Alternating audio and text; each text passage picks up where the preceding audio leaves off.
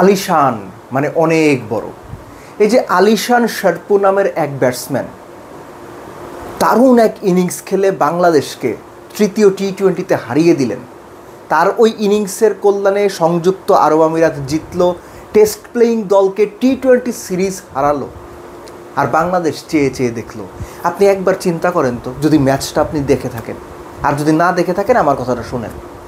162 run যে সংযুক্ত আরব আমিরাত চেস করলো, কোনো পর্যায়ে কোনো অংশে একবারের জন্য মনে হয়নি সংযুক্ত আরব আমিরাত প্যানিক করছে, একবারের জন্য মনে হয়নি তারা ম্যাচটা হারতে পারে।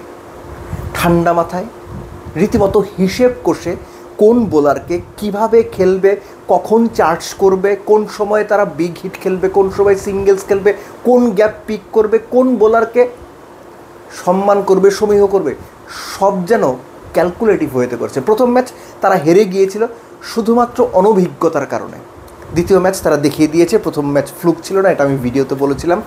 থার্ড টি-20তে তারা চোখে আঙুল দিয়ে দেখিয়ে দিয়েছে, প্রমাণ করে দিয়েছে বাংলাদেশ যা পারে না, বাংলাদেশ এখনও যা শেখেনি টি-20তে, সংযুক্ত আরব আমিরাত সেটা ঠিকই গেছে, চোখে আঙুল দিয়ে দেখিয়ে দিয়েছে বাংলাদেশকে, দেখ বেটারা দেখ, এইভাবে টি-20 খেলতে হয় যেটা তোরা পারিস না।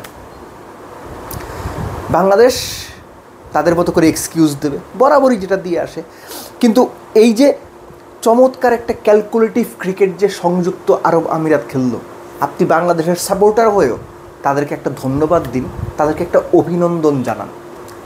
জাস্ট একটা উদাহরণ দিই আমি, একটা দুটো উদাহরণ দেব যে ক্যালকুলেশনটা কি। রিশাদ ভালো বোলার, স্ট্রাইক বোলার, তাকে কিন্তু প্রথম 3 ওভারে 13-14 রান ঠিকই সমীহ করেছেন, কিন্তু যখন সময় এসেছে মারার, যখন তারা সেট হয়ে গেছেন, যখন উইকেটের সঙ্গে তারা ফিট ইন করে গেছেন, রিশাদকে 1 ওভারে 3 ছক্কা মেরে দিয়েছেন। মোটামুটি ম্যাচটা ওখানেই বাংলাদেশের হাত থেকে বের হয়ে গিয়েছে। এবং লিটন ক্যাপ্টেন তার সেরা বোলারকেই এনেছিলেন স্পিনারদের মধ্যে, বা উইকেট টেকার বোলার যে উইকেটটা নিয়ে দিক, পারেননি, রিশাদ পারেননি। 3 ছক্কা খেয়ে 1 ওভারে 19 দিয়ে মোটামুটি ম্যাচ কনফার্ম করে দিয়েছেন। শরীফুল সেকেন্ড টি-20তে সেরা বোলার তিনি, এবং এই সিরিজে বাংলাদেশের পেসারদের মধ্যে সেরা বোলার শরীফুল। একটা ওভার থ্রো করে তিনি মোটামুটি হালকা একটু খলনায়ক হয়েছেন।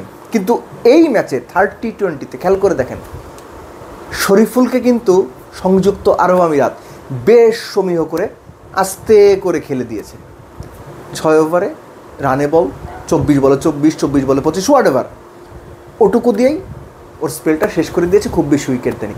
এই যে ক্যালকুলেশনটা করা, যেটা আমি বলছিলাম যে কাকে কখন মারবেন, কাকে কখন পিক করবেন মারার জন্য, কোন বোলারকে আজকে আপনি পিক করবেন, এই ক্যালকুলেশনগুলো সংযুক্ত আরব আমিরাত শিখে গেছে। এই হিসাবগুলো, এই স্ট্র্যাটেজিগুলো ইমপ্লিমেন্ট করা সংযুক্ত আরব আমিরাত পারে, বাংলাদেশ পারে না। কিভাবে পারবে ভাই?